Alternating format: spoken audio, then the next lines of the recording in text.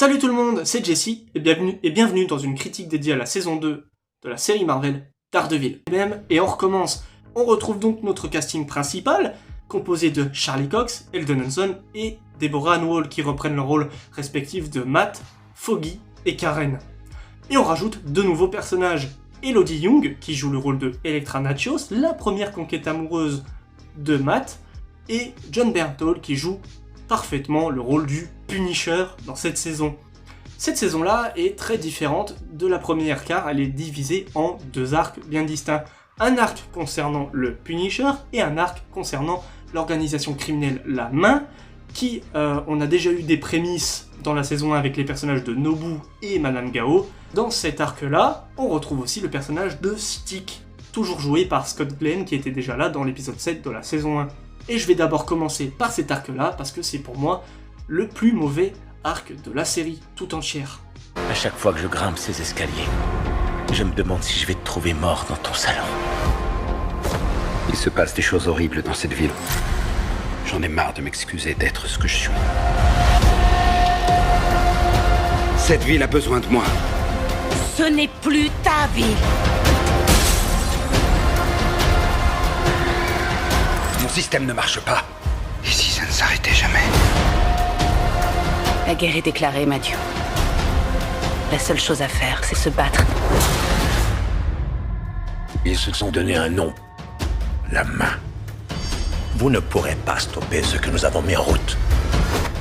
Le changement est proche.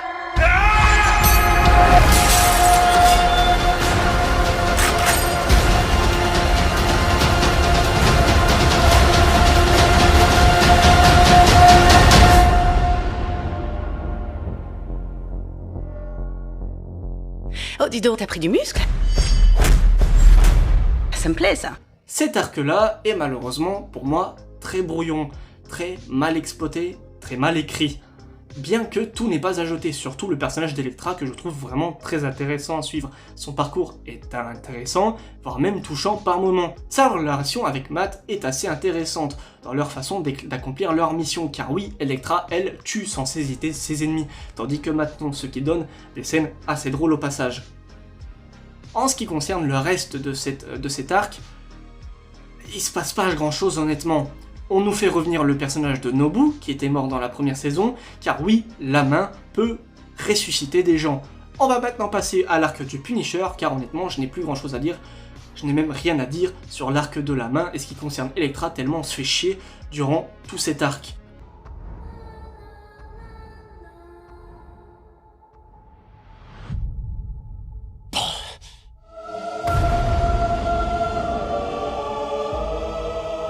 Peut-être on l'a créé.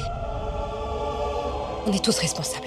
Ça n'a rien à voir. On n'a jamais pris le temps de réfléchir au fait que les actions de Daredevil pouvaient ouvrir la voie à des hommes comme ça. Il faudra pas longtemps avant qu'un innocent prenne une balle. Des marques de sang, Foggy. Et toi, t'as déjà largement donné pour la cause. Cette ville a besoin de lui. Je dois m'occuper des ordures qui ont assassiné ma famille. Personne ne doit mourir. Quand tu mates des mecs qui se relèvent, moi quand je les mate, ils restent à terre. Pourquoi tu fais ça? Je pense que t'es une demi-portion. Je pense que t'es un mec qui arrive pas à boucler une mission. Pour moi, t'es qu'un dégonflé.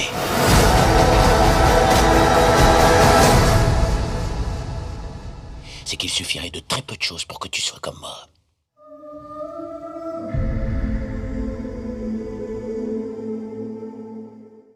L'arc du Punisher est vraiment excellent. Bien écrit, bien joué, bien chorégraphié, les scènes d'action, ce qui concerne le Punisher, notamment la scène de l'escalier qui est vraiment excellente, brutale même, très brutale, et lourde de sens, due à une phrase prononcée un peu plus tôt sur le toit de cet immeuble, où Punisher dit à Daredevil cette phrase-là, c'est qu'il suffirait de très peu de choses pour que tu sois comme moi. Cette phrase-là est lourde de sens, et pour moi, elle a encore plus de sens dans la scène de baston de la prison, organisée par Wilson Fisk, qui fait un petit caméo dans la saison 2, dans l'épisode 9. Ah voilà, ça fait toujours plaisir de le revoir. Et cette scène-là est putain de violente. J'ai jamais vu une scène de baston aussi violente de ma vie. Vraiment, c'est pour moi la scène de baston dans une série la plus violente. Pas au niveau parce que c'est gore, mais juste au niveau des coups, du réalisme de la bagarre. C'est dingue à quel point c'est extrêmement bien foutu. Et Jon Bernthal est bestial dans cette scène.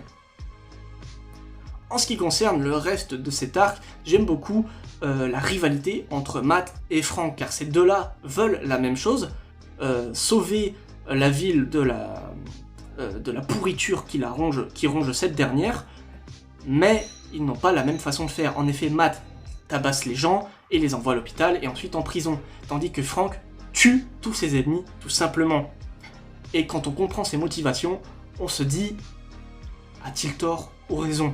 Car oui, nul ne peut décider du droit de vie ou de mort sur quelqu'un, et on ne peut pas être juge, jury et bourreau à la fois. Ce parallèle est vraiment intéressant. Ça remet en doute aussi la foi de Matt. Je le rappelle, il est catholique, donc ce qui donne des scènes à l'église très importantes avec le père Lantom, qui est vraiment un soutien émotionnel en ce qui concerne la foi de Matt.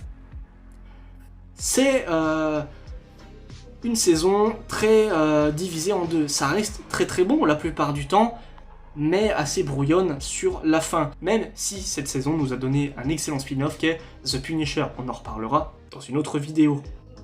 C'était tout ce que j'avais à dire sur cette saison, car honnêtement je vais essayer de spoiler le moins possible avant la sortie de Born Again. Je vous invite toujours à aller voir cette saison, voilà, si ça vous intrigue, et moi je vous dis à la prochaine pour de nouvelles critiques. Salut!